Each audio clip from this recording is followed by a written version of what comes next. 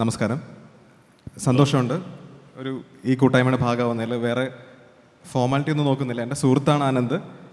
രാജീവേട്ടനായാലും അജയേട്ടനായാലും family തന്നെയാണ്. അപ്പോൾ വീട്ടിനകത്ത് ഒരു ലിവിങ് റൂമിലിരിക്കുന്ന സംസാരിക്കുന്ന പോലെ സംസാരിക്കാൻ ഉദ്ദേശിക്കുന്നുള്ളൂ. അച്ഛൻ എന്നോട് പറഞ്ഞു നിൻ്റെ സ്പീഡ് കൂടുതലാണ്, നീ പതുക്കെ പറയാൻ പറഞ്ഞു. പക്ഷേ ഈ സ്പീഡ് തന്നെ ആയിരിക്കും തോന്നുന്നു. ആനന്ദ് അങ്ങനെ പെട്ടെന്ന് സ്പീഡ് പറയാൻ പറ്റില്ല. ഒരുപാട് സന്തോഷം ഇവിടെ വരാൻ കഴിഞ്ഞാലും നിങ്ങളുടെ അടുത്തൊക്കെ സംസാരിക്കാൻ പറ്റുന്നതിലും.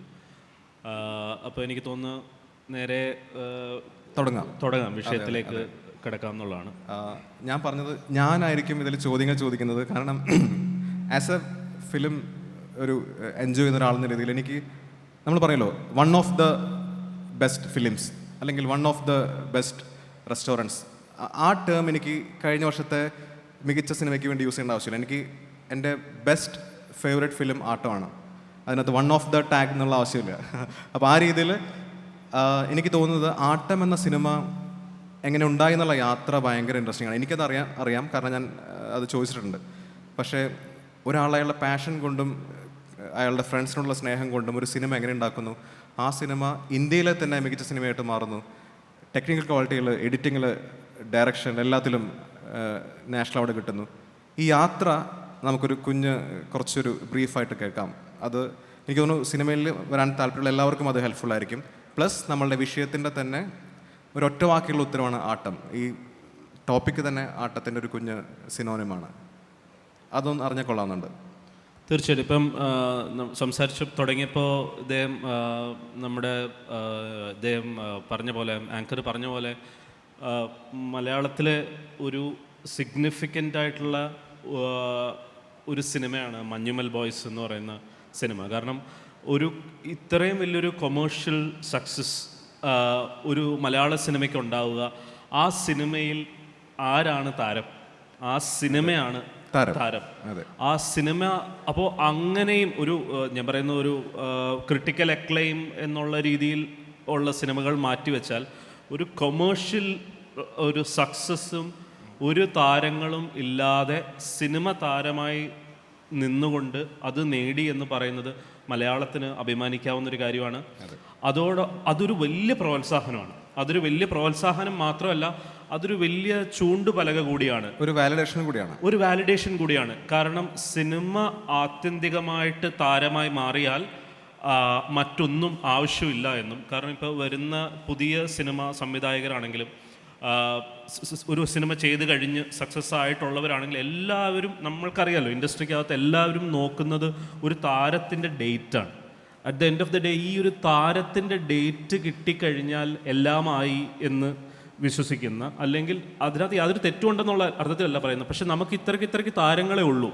ഇപ്പോൾ മലയാള സിനിമ എടുക്കുകയാണെങ്കിൽ ഏത് ഇൻഡസ്ട്രി എടുത്താലും ഇത്ര ഒരു മലയാളത്തിലിപ്പോൾ ഒരു താരങ്ങൾ എന്ന് പറയാനായിട്ട് നമുക്കൊരു 10 പേരെ.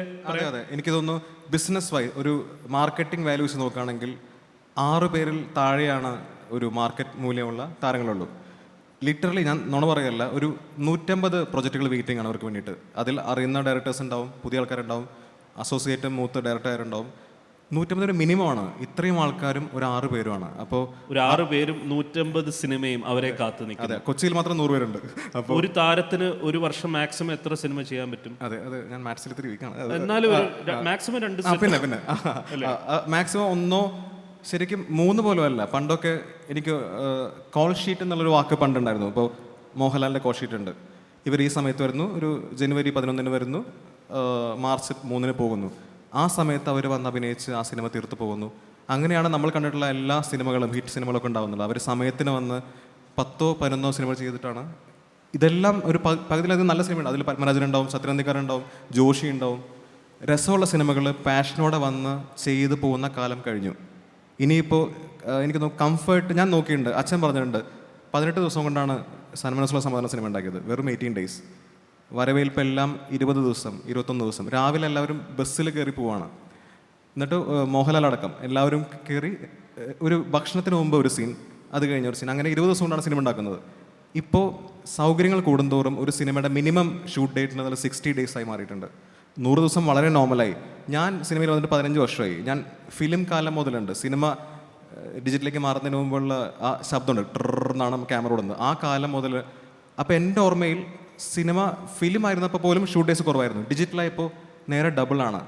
കാരവാൻ വരുന്നു, ലൈറ്റ്സ് മാറുന്നു, എക്യുപ്മെൻറ്റ്സ് കൂടുന്നു. ഇതൊക്കെ അൾട്ടിമേറ്റ്ലി സ്റ്റോറി ടെല്ലിംഗ് ആണ് നമുക്ക് വേണ്ടത്.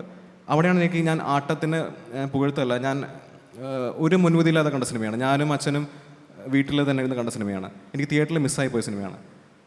ഒരു പരിധി കഴിഞ്ഞപ്പോൾ ഇതൊരു ഓഫ് ബീറ്റ് പടം പോലും അല്ല, എന്തൊരു ഇൻട്രസ്റ്റിംഗ് ആയിട്ടാണ്, ഒരു ത്രില്ലറായിട്ടാണ് ഞാൻ കണ്ടത്. അത് ഓരോ സീനും ആസ്വദിച്ച് ചെയ്യുന്നു, പെർഫോമൻസ് നമ്മൾ മുഴുകുന്നു, ഒരു കൂട്ടം അറിയാത്ത ആൾക്കാർ നമ്മുടെ ആരോഗ്യമായി മാറുന്നു, അതിലെല്ലാവരെയും നമുക്ക് പരിചയമുണ്ട്.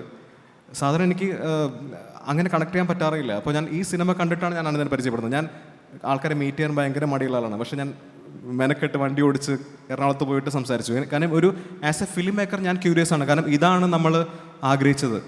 അറിയാതെ പോലും ഞാൻ പറഞ്ഞൊരു കാര്യം സത്യമായിട്ട് വന്നിട്ടുണ്ട്. ഞാൻ ഒരു കഴിഞ്ഞ വർഷം ഫിലിം കമ്പാനിയൻ്റെ ഡയറക്ടേഴ്സ് റൗണ്ട് ടേബിളിൽ 2023 അവസാനം പാച്ചുവിൻ്റെ ഭാഗമായിട്ട് ഞാൻ പോയിരുന്നു. അവർ അവസാനിപ്പിച്ചത് എല്ലാവരും ഒരു വാക്ക് പറയണം, ഇനി എന്ത്. 2023 അത്ര നല്ല വർഷമായിരുന്നില്ല, കുറച്ച് പടങ്ങൾ ഓടിയെങ്കിലും. അന്ന് ഞാൻ പറഞ്ഞത് സൂപ്പർ സ്റ്റാർ ഇല്ലാതെ സൂപ്പർ ഹിറ്റ് ഉണ്ടാവട്ടെ, രസമുള്ള സിനിമകൾ ഉണ്ടാവട്ടെ എന്ന് പറഞ്ഞത്. പിന്നെ തുടങ്ങുന്ന ഫസ്റ്റ് 6 ആട്ടമാണ്. അവിടെ നിന്ന് പുറകെ മഞ്ഞുമൽ ബോയ്സ് വരുന്നു, പ്രേമൽ വരുന്നു, സൂക്ഷ്മദർശിനി വരെ എത്രയോ സിനിമകളാണ് താരങ്ങളല്ലാതെ, കിഷ്കിന്ദ കാണ്ഡം. അപ്പോൾ നമ്മൾ താരം എന്ന് പറയുമ്പോൾ നമുക്ക് ഒരു പിയേഴ്സ് സോപ്പ് വാങ്ങുന്ന ഒരാൾക്ക് ആ സോപ്പിട്ട് കുളിച്ചാക്കുന്ന സന്തോഷം നമ്മൾ നോ പറഞ്ഞിട്ട് കാര്യമില്ല. അതുപോലെ ഒരു മോഹൻലാൽ സിനിമ കാണുന്ന സന്തോഷം, നമുക്ക് ആ സന്തോഷം വാലിഡ് ആണ്, അത് മേക്സ് സെൻസ്. പക്ഷേ എനിക്ക് ദൃശ്യം എന്ന സിനിമ താരത്തിൻ്റെയും സിനിമയാണ്, സിനിമയുടെയും സിനിമയായിട്ട് എനിക്ക് തോന്നിയിട്ടുണ്ട്. ദൃശ്യം മോഹൻലാൽ സിനിമയാണ്, എല്ലാം ശരിയാണ്. പക്ഷേ ആൾക്കാർ കണക്ട് ചെയ്യുന്നത് ആ സിനിമയായിട്ടാണ്. 2018 എന്നുള്ള സിനിമ കുറേ താരങ്ങളുണ്ട് അതിനകത്ത്. പക്ഷെ അതൊന്നുമില്ല. എൻഡ് ഓഫ് ദി ഡേ ആൾക്കാർക്ക് തിയേറ്ററിൽ റിലേറ്റ് ചെയ്യാൻ പറ്റുന്നത് പ്രളയവും കാര്യങ്ങളുമാണ്. അപ്പോൾ എനിക്ക് തോന്നുന്നു താരങ്ങൾ ഉണ്ടെങ്കിൽ പോലും സിനിമ ഡോമിനേറ്റ് ചെയ്യുന്ന ഒരു കാലം ആണ് ഇനി വരാൻ പോകുന്നത്. കാരണം ആൾക്കാർ ഭയങ്കര ഇപ്പോൾ എഡ്യൂക്കേറ്റഡ് ആണ്, എല്ലാവരും ബോധേഡ് ആണ് എന്താണ് ക്വാളിറ്റി എന്നെല്ലാം. അപ്പോൾ ആ സമയത്ത് എനിക്ക് അതിൻ്റെ റൈറ്റിംഗ് പറയേണ്ടതാണ്. കാരണം ഓരോ ക്യാരക്ടറിനും സ്പേസും ഇൻവെസ്റ്റ് ചെയ്യാനുള്ള സമയവും കൊടുത്ത് അത് മാത്രമേ വേണ്ടൂ. പിന്നെ ഒരു ആഫ്റ്റർ 10 മിനിറ്റ്സ് നമുക്ക് എല്ലാം താരങ്ങളാണ് സ്ക്രീനിൽ കാണുന്നത്.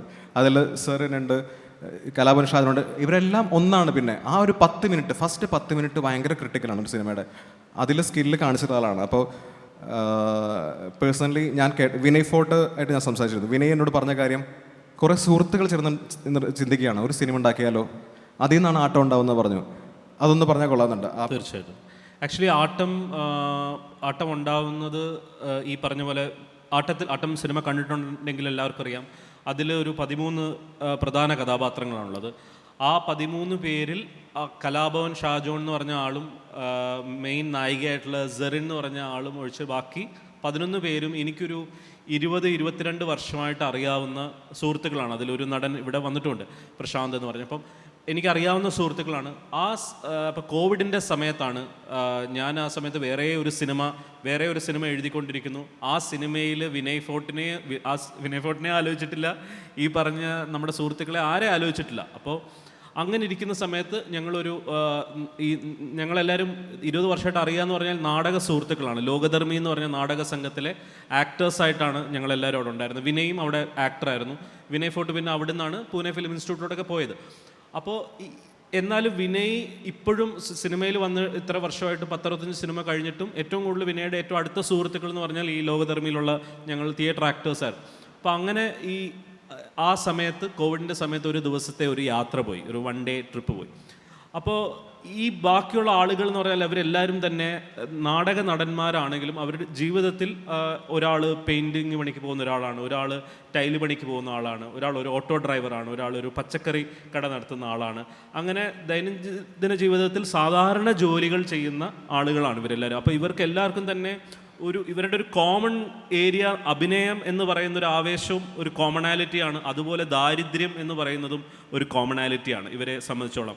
ഇവർ ചെയ്യുന്ന ജോലികളുടെ മഹത്വക്കുറവോ കൂടുതലോ അല്ല, അവരെ സംബന്ധിച്ചോളം സാമ്പത്തികമായ പ്രതിസന്ധി എന്ന് പറയുന്നത് അവരുടെ ഒരു ദൈനംദിന യാഥാർത്ഥ്യമാണ്. അങ്ങനെ നിൽക്കെ ഈ യാത്രയിൽ വെച്ചിട്ട് ഈ യാത്ര പോലും നടക്കുന്നത് ഭയങ്കര സിമ്പിളാണ്. അതായത് ഒരാളൊരു 500 രൂപ വെച്ച് ഇട്ടാൽ മതി. പക്ഷേ ഈ 500 രൂപ പോലും ഈ ഒരു ദിവസത്തെ യാത്രയ്ക്ക് ഇടാൻ ബുദ്ധിമുട്ട് ഒക്കെ ഉള്ള ആളുകളാണ്. പക്ഷേ എന്തുകൊണ്ടോ എന്തായാലും ആ യാത്ര നടക്കുന്നു. ആ യാത്രയിൽ അന്ന് രാത്രിയിൽ വിനയ് എൻ്റെ അടുത്ത് വന്നിട്ട് ചോദിച്ചു, എടാ എനിക്ക് ഇവരെയൊക്കെ സിനിമയിലോട്ട് കൊണ്ടുവരണം എന്ന് അതിയായിട്ടുള്ള ആഗ്രഹമുണ്ട്. ഇവരെയൊക്കെ ഞാൻ എത്രത്തോളം സാമ്പത്തികമായിട്ട് സഹായിക്കും അതിനൊരു പരിധിയുണ്ടല്ലോ, എപ്പോഴും അങ്ങനെ ചെയ്യാൻ പറ്റില്ലല്ലോ. മറിച്ച് ഇവർക്ക് എല്ലാവർക്കും അഭിനയിക്കണമെന്ന് താല്പര്യമുണ്ട്, ഇവരെയൊക്കെ എനിക്ക് സിനിമയിലോട്ട് കൊണ്ടുവരണം എന്ന് താല്പര്യമുണ്ട്, നിനക്ക് ഇവർക്ക് വേണ്ടിയിട്ട് ഒരു സിനിമ എഴുതാൻ പറ്റുമോ എന്നുള്ളതാണ് ചോദിച്ചത്. അപ്പോൾ എനിക്ക് അത് കഴിഞ്ഞ് ഞാൻ പറഞ്ഞു നമുക്ക് ഉറപ്പായിട്ടും നോക്കാം. അന്നത്തെ ഒരു ആവേശമുണ്ട്, അന്ന് ആണെങ്കിൽ 2 ബിയറൊക്കെ അടിച്ചിരിക്കുകയാണ്. അപ്പോൾ കറക്റ്റ് സമയത്താണ് പുള്ളി ചോദിച്ചത്. അപ്പോൾ അതിൽ ഞാൻ പെട്ടുപോയി. അത് കഴിഞ്ഞ് ഞാൻ വീട്ടിൽ ചെന്ന് കഴിഞ്ഞ് ആ ബിയറാണ് നാഷണൽ അവാർഡായി മാറിയത്. ആ ബിയറാണ് നാഷണൽ അവാർഡായി മാറിയത്. അപ്പോൾ ഞാൻ വീട്ടിൽ ചെന്ന് കഴിഞ്ഞപ്പോൾ ആക്ച്വലി ആലോചിച്ചപ്പോൾ എനിക്ക് ഭയങ്കര ഒരു കുറ്റബോധം തോന്നി. കാരണം ഞാൻ എഴുതിക്കൊണ്ടിരുന്ന സിനിമയിൽ ഇവരെ ഒന്നും ആലോചിച്ചിട്ടില്ല. അപ്പോൾ വിനയ് ആലോചിച്ച കാര്യം എന്തുകൊണ്ട് ഞാൻ ആലോചിച്ചില്ല, അല്ലെങ്കിൽ എനിക്ക് അങ്ങനെ ഒരു ആലോചന പോയില്ലല്ലോ എന്നൊരു കുറ്റബോധം തോന്നി. അത് കഴിഞ്ഞ് പിന്നെ ഒരു 2 മാസം കഴിഞ്ഞപ്പോൾ ഇത് നമ്മുടെ തലയിൽ ഇങ്ങനെ പൊയ്ക്കൊണ്ടിരിക്കുന്നുണ്ട്. അപ്പോൾ വീണ്ടും വിനയ് എൻ്റെ അടുത്ത് ഒരു ദിവസം ചോദിച്ചു, എന്തായി നമ്മുടെ പരിപാടി, നമ്മൾക്ക് ഒരു സാധനം, ഒരു ചെറിയൊരു സിനിമ ആലോചിച്ചൂടെ, നമ്മൾക്ക് എല്ലാവർക്കും കൂടെ ചെയ്യാൻ പറ്റുന്ന, അതിന് മാക്സിമം സപ്പോർട്ട് ഞാൻ ചെയ്യാം എന്ന് പറയുന്നു. അപ്പോൾ ആദ്യത്തെ ഒരു ആലോചന എന്ന് പറഞ്ഞാൽ വളരെ ചെറിയൊരു സിനിമയാണ്, ഒരു മാക്സിമം ഒരു 50 ലക്ഷത്തിനകത്തൊക്കെ നിൽക്കുന്ന, എങ്ങനെയെങ്കിലും നമ്മളൊക്കെ തന്നെ വിനയുടെ സുഹൃത്തുക്കളും വിനയും ഒക്കെ കൂടെ തന്നെ ഫണ്ട് ചെയ്ത് ചെയ്യാൻ പറ്റുന്ന എന്നൊക്കെ പറയും. പക്ഷേ എനിക്ക് അങ്ങനെ ചെയ്യണമെന്നൊരു താല്പര്യം ഉണ്ടായിരുന്നില്ല. കാരണം എൻ്റെ ആദ്യത്തെ സിനിമയാണ്, എനിക്ക് സിനിമ വളരെ സീരിയസ് ആയിട്ടുള്ളൊരു മീഡിയമാണ്. അപ്പോൾ അത് ചെയ്യുമ്പോൾ അത് ഒരു വളരെ നല്ല രീതിയിൽ ചെയ്യണം, നല്ല സിനിമയായിരിക്കണം, നല്ല എൻഗേജിങ് സിനിമയായിരിക്കണം. അപ്പോൾ ഈ 11 പേർക്കും കൂടെ എങ്ങനെയാണ് ഒരു കഥ ആലോചിക്കുക, അതാണ് ഏറ്റവും ഡിഫിക്കൽട്ടായിട്ടുള്ളൊരു കാര്യം. പക്ഷേ യാദൃശ്യമായിട്ട് ഞാൻ കുളിക്കാൻ കയറിയപ്പോൾ കുളിച്ചുകൊണ്ടിരിക്കുന്നതിൻ്റെ സമയത്താണ് ആട്ടത്തിൻ്റെ മുഴുവൻ കഥയും കിട്ടിയത്. അതാണ് അതിൻ്റെ സത്യം. കുളിച്ചുകൊണ്ടിരിക്കുന്ന 10 മിനിറ്റിലാണ് ആട്ടത്തിൻ്റെ ആദ്യ മധ്യാന്തം അവസ്ഥ ഫുൾ കഥ എനിക്ക് കിട്ടി, അതിൻ്റെ ക്ലൈമാക്സ് ഉൾപ്പെടെ കിട്ടി. അത് കഴിഞ്ഞ് ഞാൻ കുളിച്ചിറങ്ങി ആ തോർത്തെടുത്തുകൊണ്ട് തന്നെ വിനയന് ഞാനൊരു മെസ്സേജ് അയച്ചു, വിനയ് ഇതാണ്, ഇങ്ങനെ ഒരു കഥയാണ്, ഇങ്ങനെ പോയി. അപ്പോൾ കാരണം കുളിച്ചുകൊണ്ടിരിക്കുന്ന നേരത്തെ എൻ്റെ ആലോചന ഇവർക്ക് 11 പേർക്കൊരു വേഷം കൊടുക്കും, ഇവരെന്തായിട്ട് ചെയ്യും. അപ്പോഴാണ് ആലോചിച്ചത്, എൻ്റെ ആദ്യത്തെ സിനിമ എനിക്ക് നല്ല പരിചയമുള്ള ഒരു ഏരിയയിൽ ഇവർ അഭിനയിക്കുമ്പോൾ ഇവർക്ക് ഏറ്റവും പരിചിതമായ ഒരു അന്തരീക്ഷം വെച്ചിട്ട് തന്നെ സിനിമ ചെയ്യാം, നാടകം തന്നെ ആവണം, കംഫർട്ടബിൾ ആയിട്ടുള്ളൊരു സ്പേസിൽ ഇവരായിട്ട് തന്നെ അഭിനയിക്കട്ടെ. അപ്പോൾ അപ്പം തന്നെ ആലോചിച്ചു, ഇവരുടെ പേര് പോലും മാറ്റാതെ അങ്ങനെ ഇപ്പോൾ ഇവരായിട്ട് തന്നെ അഭിനയിക്കുന്നു, നാടകക്കാരായിട്ട് തന്നെ അഭിനയിക്കുന്നു, എന്നാൽ അതിലേക്കൊരു ക്രൈം ഡ്രാമയുടെ സ്വഭാവത്തിലേക്ക് മാറണം എന്ന് പറയും. പിന്നെ നമ്മൾക്ക് അതിനകത്ത് പറയാനുള്ള എന്താണ്, എനിക്ക് ആ സിനിമയിൽ പറയാനുള്ള ഇൻഫറൻസ് എന്താണ്, ഒരു 3rd ആക്ട് എന്ന് പറയുന്നതാണല്ലോ ഡയറക്ടർക്ക് പറയാനുള്ളത് എന്ന് പറയുന്നത്. എനിക്ക് അതിനകത്തൂടെ സംസാരിക്കാൻ തോന്നിയ മൾട്ടിപ്പിൾ ലെയേഴ്സും അങ്ങനെ അപ്പം തന്നെ കിട്ടി. അപ്പം ഞാൻ എൻഗേജിങ് ആയിട്ട് ചെയ്തു സ്ക്രീൻ പ്ലേ എന്നുള്ളതാണ്. സ്ക്രീൻ പ്ലേ റൈറ്റിങ്ങിൻ്റെ ശരിക്കും പറഞ്ഞാൽ ഒരു കഥയെ ഒരു 75 കഷ്ണങ്ങളായിട്ട് മുറിക്കുന്നതാണ് ഒരു സ്ക്രീൻ പ്ലേ, ഒരു 35 പ്ലസ് ബാക്കി. അപ്പോൾ ആ ഓരോ കഷ്ണത്തിലും ഒരു കുഞ്ഞ് മധ്യാന്തവും ഒരു ഗ്രിപ്പ് എലമെൻ്റ് ഉണ്ട്. അപ്പോൾ ആട്ടത്തിലെ പ്രത്യേകത പ്യുവർ റൈറ്റിംഗ് സ്കില്ലാണ് അതിൻ്റെ ഫസ്റ്റ് നോട്ട്. ആ റൈറ്റിംഗിൽ നിന്നാണ് എല്ലാം ഉണ്ടാവുന്നത്. ഞാൻ പറഞ്ഞു എന്നുള്ളത് അത് ഭയങ്കര ഇമ്പോർട്ടൻ്റ് ആണ്. സ്ക്രീൻ പ്ലേ ആക്ച്വലി വളരെ നന്നായിട്ട് ഭവിച്ചു. അതെ, അത് അപ്പോൾ കാരണം വെച്ചാൽ ഇത് ചെയ്യാൻ തീരുമാനിച്ചു. വിനയുടെ അടുത്ത് പറഞ്ഞു, വിനയ് എക്സൈറ്റഡ് ആയി കഴിഞ്ഞപ്പോൾ പിന്നീടുള്ള ഒരു കാര്യം എന്ന് വെച്ചാൽ ഞാൻ ഇവരെല്ലാവരും മീറ്റ് ചെയ്തിട്ട് ഞാൻ പറഞ്ഞൊരു കാര്യം വെച്ചാൽ, ഇത് സൗഹൃദത്തിൽ നിന്ന് തുടങ്ങിയ സിനിമയാണ്, പക്ഷേ ഇനി സൗഹൃദമില്ല. കാരണം ഇനി സൗഹൃദം വെച്ചുകൊണ്ട് നമ്മൾ മാത്രം കാണുന്ന ഒരു സിനിമയായിട്ട് ഇത് അവസാനിക്കരുത്, അല്ലെങ്കിൽ നമുക്ക് മാത്രം ഇഷ്ടപ്പെടുന്ന ഒരു സിനിമയായിട്ട് ഇത് മാറരുത്. ഇനി ഞാൻ വിളിച്ച് അഭിനയിപ്പിച്ച ആക്ടേഴ്സും ഞാൻ നിങ്ങളുടെ ഡയറക്ടറുമാണ്, നിങ്ങൾക്ക് സൗഹൃദമാവും, പക്ഷേ ഞാനുമായിട്ട് ഇനിയൊരു സൗഹൃദം ഈ സിനിമ കഴിയുന്നവരെ ഇല്ല. കാരണം സിനിമ ഡിമാൻഡ് ചെയ്യുന്ന ഒരു ഡിസിപ്ലിനും സിനിമ നടക്കേണ്ടത് കൊണ്ട് മാത്രം ഡിമാൻഡ് ചെയ്യുന്ന ഒരു ഹൈറാർക്കിയൽ സ്ട്രക്ചറുണ്ട്. അതിനകത്തൂടെ പോകുമ്പോഴാണ് സിനിമ ഏറ്റവും എഫിഷ്യൻ്റ് ആയിട്ട് നടക്കുന്നത്. ഒരു പോയിന്റ് വേണം എന്നാണ് ഞാൻ വിശ്വസിക്കുന്നത്. അപ്പോൾ മാത്രമല്ല എൻ്റെ ആദ്യത്തെ സിനിമയും കൂടെയാണ്. അപ്പോൾ അതിനകത്ത് യാതൊരുവിധ കുറേ കൂട്ടുകാരെല്ലാവരും കൂടെ ചേർന്നിട്ടൊരു സാധനം തട്ടിക്കൂട്ടി എന്ന് പറയുന്ന ഒരുപാട് സിനിമകൾ ആക്ച്വലി ഇറങ്ങുന്നുണ്ട്. അങ്ങനെ പല സിനിമകൾ അങ്ങനെ ഒരു സാധനമായി പോകരുത് എന്ന് നിർബന്ധമുണ്ടായിരുന്നു. അപ്പോൾ പിന്നെ അടുത്ത ചലഞ്ച് എന്ന് വെച്ചാൽ, ഞാൻ പുതിയ ഇത്രയും പുതിയ ആൾക്കാർ ഇങ്ങനത്തെ ഒരു സബ്ജക്റ്റ്, ഒരു ചേംബർ ഡ്രാമ, ഇത് നടക്കണമല്ലോ. ഇനി അടുത്ത കാര്യം വെച്ചാൽ പ്രാക്ടിക്കലായിരിക്കണം. അപ്പോൾ ഒരു പ്രോസസ്സ് എന്ന് പറഞ്ഞാൽ, ഈ സിനിമ ബഡ്ജറ്റ് വൈസ് ചെറുതായിരിക്കണം. ബഡ്ജറ്റ് വൈസ് ഈ കഥ കേട്ട് കഴിഞ്ഞാൽ ഒരു പ്രൊഡ്യൂസർക്ക് ഓക്കെ റിസ്ക് ഉണ്ട്, എന്നാലും ചെയ്താൽ ഇത്രയ്ക്ക് ഇനി പൂർണ്ണമായിട്ടും നഷ്ടം വന്നാലും ഇത്രയേ നഷ്ടം വരുള്ളൂ എന്ന് ഒരു പ്രൊഡ്യൂസർ ചിന്തിക്കുന്ന പോലെ നമ്മൾ ചിന്തിച്ചു തുടങ്ങി. അപ്പോൾ ഈ ബഡ്ജറ്റിനകത്ത് നിൽക്കുന്ന സിനിമ ആയിരിക്കണം. അപ്പോൾ അത് സ്ക്രീൻ പ്ലേ ഡെവലപ്പ് ചെയ്യുമ്പോൾ അങ്ങനെയൊക്കെ ഡെവലപ്പ് ചെയ്യാവൂ, അല്ലാതെ നമ്മൾ കാട് കയറി പോകരുത് എന്നൊരു നിർബന്ധം ഉണ്ടായിരുന്നു. അതുകൊണ്ടാണ് അങ്ങനെ ചേംബർ ഡ്രാമയായിട്ട് തീരുമാനിക്കുന്നു. അത് കഴിഞ്ഞ് ഇനി ഒരു പ്രൊഡ്യൂസറിനെ കിട്ടി ഇത് പ്രൊഡ്യൂസറിനെ അലഞ്ഞ് നടക്കുക എന്ന് പറയുന്ന ഒരു കാലം ഉണ്ടാകരുത് എന്ന് എനിക്ക് നിർബന്ധമുണ്ട്. അപ്പം നമ്മൾ ചെയ്തതെന്ന് വെച്ചാൽ, ഞാൻ എൻ്റെ ഒരു ഫ്രണ്ടിൻ്റെ കയ്യിൽ നിന്ന് ഒരു 1.5 ലക്ഷം രൂപ കടം മേടിച്ച് അവളുടെ അടുത്ത് നിന്ന് ആ 1.5 ലക്ഷം രൂപ വെച്ചിട്ട് ഞങ്ങളൊരു 10 മിനിറ്റിൻ്റെ സീൻ ഷൂട്ട് ചെയ്തു. പ്രൊഡ്യൂസറിനെ കാണാൻ പോകുന്നതിന് മുമ്പ് തന്നെ ഒരു പൈലറ്റ് എന്ന് പറയുന്ന രീതിയിൽ ഒരു 10 മിനിറ്റിൻ്റെ സീൻ. ആ സിനിമ കണ്ടവർക്കറിയാം, ഇവരെല്ലാവരും കൂടെ കൂടി വന്നിട്ട് ആ മേശയുടെ ചുറ്റും ഇരുന്ന് ഈ വിഷയം, ഈ ഇന്ന ക്രൈം നടന്നു എന്ന് അവതരിപ്പിക്കുന്ന ആ രംഗമാണ് ഷൂട്ട് ചെയ്തത്. അപ്പോൾ എൻ്റെ സുഹൃത്താണ് ആനന്ദ് സി ചന്ദ്രൻ എന്ന് പറഞ്ഞ് ഭീഷ്മപർവത്തിൻ്റെ പ്രേമത്തിൻ്റെയൊക്കെ സിനിമാറ്റോഗ്രാഫർ, അവനാണ് വന്ന് ഷൂട്ട് ചെയ്ത് തന്നു. അവൻ ഫ്രീ ഓഫ് കോസ്റ്റ് വന്ന് ഷൂട്ട് ചെയ്ത് തന്നു. അങ്ങനെ പക്ഷേ ഒരു പ്രോപ്പർ സിനിമ ഷൂട്ട് ചെയ്യുന്ന പോലെ തന്നെ ഈ 10 മിനിറ്റിൻ്റെ രംഗം ഷൂട്ട് ചെയ്തിട്ടാണ് നമ്മൾ പ്രൊഡ്യൂസേഴ്സിനെ കാണാനായിട്ട്. എനിക്ക് തോന്നുന്നു അത് ഒരു സിഗ്നിഫിക്കൻ്റ് ആയിട്ടുള്ള ഡിസിഷനായിരുന്നു. കാരണം അപ്പോൾ അത് ഒരു അദ്ദേഹത്തിന് നമ്മുടെ ആട്ടത്തിൻ്റെ പ്രൊഡ്യൂസർ ഡോക്ടർ അജിത് ജോയ്, ഞങ്ങൾ കണ്ട 2ാമത്തെ പ്രൊഡ്യൂസറാണ്. അപ്പോൾ അദ്ദേഹത്തിന് അത് കണ്ടു കഴിഞ്ഞു. ഞാൻ ഇൻ്റർവെൽ പോയിന്റ് വരെ കഥ പറഞ്ഞുള്ളൂ, അപ്പോൾ തന്നെ ചെയ്യാമെന്ന് പറഞ്ഞു. അങ്ങനെ പെട്ടെന്ന് ടേക്ക് ഓഫ് ചെയ്യായിരുന്നു. പക്ഷേ ഈ പറഞ്ഞ പോലെ ആ സമയത്ത് എൻ്റെയും വിനയുടെയും ഏറ്റവും വലിയ കോൺഫിഡൻസ്, പേഴ്സണലി എൻ്റെ കോൺഫിഡൻസ് എന്ന് പറഞ്ഞാൽ ഇതാണ് അഖിൽ. അതായത് നമ്മൾ കാണുന്ന ഇൻ്റർനാഷണൽ ഫിലിംസ് ഉണ്ടല്ലോ, ഇപ്പം എനിക്ക് ഒരുപാട് ഇഷ്ടമുള്ള ഇറാനിയൻ ഫിലിംസ് ഉണ്ട്, ഫറാദിയുടെയൊക്കെ ഫിലിംസ് ഉണ്ട്, അല്ലെങ്കിൽ ഫ്രഞ്ച് ഫിലിംസ് ഉണ്ട്, ഈവൻ നമ്മൾ അറിയാത്ത എത്രയോ ഹോളിവുഡ് ഇൻഡി പ്രൊഡക്ഷൻസ് ഉണ്ടായിട്ടുണ്ട്, ബ്രിട്ടീഷ് ഫിലിംസ് ഉണ്ട്. ആ സിനിമകൾ നമ്മൾ ഫെസ്റ്റിവൽസിന് കാണുമ്പോഴോ അല്ലെങ്കിൽ നമ്മൾ OTT കാണുമ്പോഴോ ഒന്നും അതിലെ ഒരു ആക്ടറിനെയും നമുക്കറിയില്ല. ഗംഭീര സിനിമകളാണ്, പ്രത്യേകിച്ച് ഫറാദിയുടെ സിനിമകളിലൊക്കെ. ഞാൻ ഓർക്കുന്നത്, ഞാൻ എയർപോർട്ടിൽ നിന്നാണ് വിളിക്കുന്നത് ആനന്ദിനെ. അപ്പോൾ ഞാൻ പറഞ്ഞ കൂട്ടത്തിൽ ഞാൻ പറഞ്ഞത്, ഒരു നുണയിൽ നിന്ന് മനോഹരമായ സിനിമ ഉണ്ടാക്കുന്നത് അസർ ഫറാദിയുടെ ടെക്നിക്കാണ്. എപ്പോഴും ഒരു കുഞ്ഞു നുണ ഉണ്ടാവും എൻഡിലെ ക്ലൈമാക്സിലോ മറ്റോ. അത് എനിക്ക് ഫീൽ ചെയ്തു. പിന്നെ ഞാൻ നോക്കുമ്പോൾ ഇൻ്റർവ്യൂവിലൊക്കെ പറയുന്നത്, അപ്പോൾ എനിക്ക് സന്തോഷമായി. കാരണം നമ്മൾ കാണുന്ന കാഴ്ച, നമ്മൾ ഒബ്സർവ് ചെയ്ത ഫിലിം മേക്കറിനെ ഒരാൾ അത് അയാളെ പ്രചോദിപ്പിച്ചുണ്ടാക്കുന്നതോളം എനിക്ക് ഭയങ്കര അകത്ത് എൻ്റെ തോട്ട്സും ഞാൻ കാണുന്ന എനിക്ക് ഇഷ്ടപ്പെടുന്ന ഇഷ്ടങ്ങളും ഒരു വാലിഡേഷൻ ആണല്ലോ എന്ന് തോന്നൽ എനിക്കുണ്ടായി. അത് ഞാൻ പറഞ്ഞു, അസഫ് എന്ന് പറഞ്ഞപ്പോൾ ആ പേര് പറഞ്ഞപ്പോൾ ഓർത്തതാ. അതെ, കാരണം അതൊരു വലിയ ഇൻസ്പിറേഷനാണ്. കാരണം നമ്മൾ ഫെസ്റ്റിവൽസിന് പോയി കാണുന്ന സിനിമകളിലൊന്നും തന്നെ താരങ്ങളോ ആക്ടേഴ്സ് ആരാന്ന് നമുക്കറിയില്ല, പക്ഷെ നമ്മൾക്ക് ആ സിനിമ മനോഹരമായിട്ട് ആസ്വദിക്കാൻ പറ്റുന്നു. അപ്പോൾ നല്ലൊരു സിനിമ ചെയ്തു കഴിഞ്ഞാൽ പിന്നെ ആ സിനിമ നോക്കിക്കോളും. കുറേ ചലഞ്ചസ് ഉണ്ടാവും, ഇഷ്ടംപോലെ ചലഞ്ചസ് ഉണ്ടായിരുന്നു ആട്ടത്തിൻ്റെ റിലീസുമായിട്ട് ബന്ധപ്പെട്ട്. പക്ഷേ പിന്നെ അവിടുന്ന് അതങ്ങനെ ടേക്ക് ഓഫ് ചെയ്യായിരുന്നു. അതെ അതെ. ഒരു പോയിന്റ് പറയേണ്ടത്, താരങ്ങളില്ലാതെ സിനിമ ചെയ്യുമ്പോൾ ഒരു നല്ല പ്രൊഡ്യൂസർ ഉണ്ടാവുക എന്നുള്ളൊരു ഇക്വേഷൻ വളരെ ഇമ്പോർട്ടൻ്റ് ആണ്. കാരണം അൾട്ടിമേറ്റ്ലി ഫണ്ടാണ്, മണിയാണല്ലോ സിനിമ ഉണ്ടാക്കേണ്ടത്. അപ്പോൾ എപ്പോഴും നമ്മളെ ട്രസ്റ്റ് ചെയ്യുന്ന, ഞാൻ കൂടെയുണ്ട് എന്ന് പറയുന്ന ഒരു പ്രൊഡ്യൂസറാണ് ഒരു ക്രിയേറ്റർക്ക് ധൈര്യം തരുന്നത്.